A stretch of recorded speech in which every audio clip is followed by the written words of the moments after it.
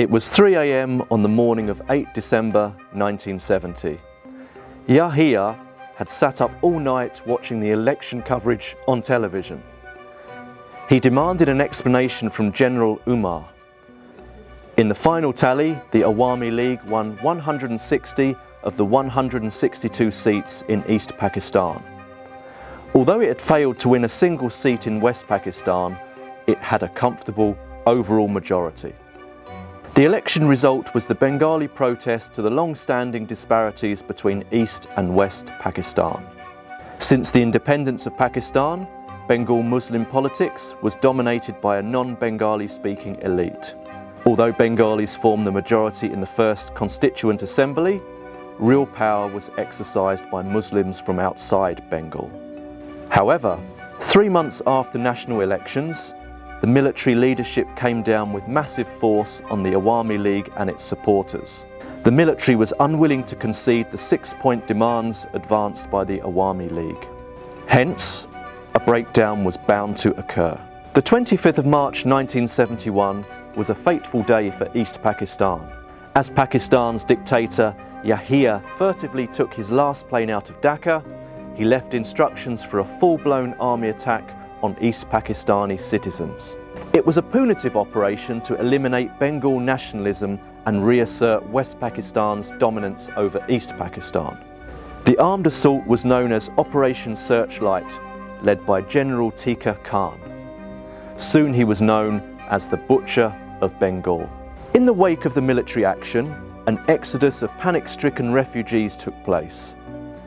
Many thousands fled the cities and towns, and many crossed the border into India.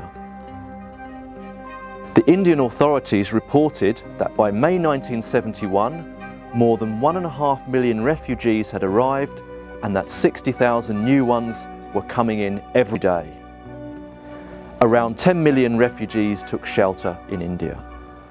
Awami League leadership regrouped in India.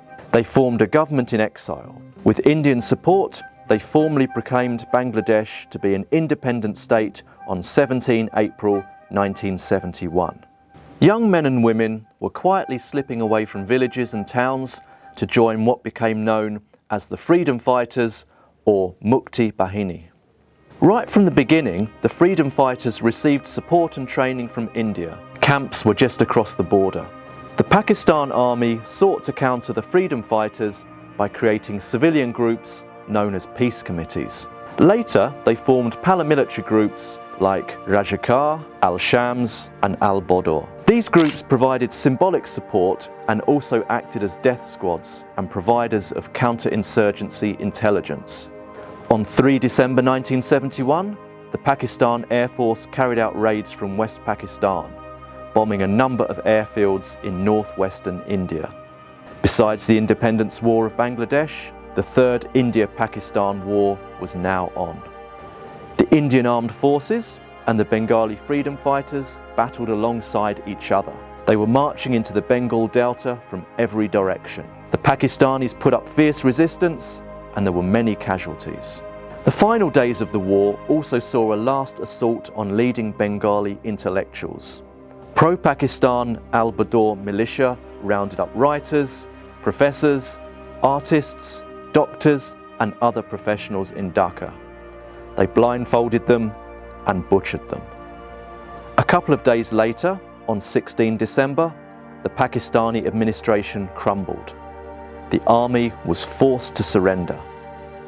The 16th of December 1971 was a moment of supreme emotion. The day of Pakistan's capitulation became Bangladesh's Victory Day.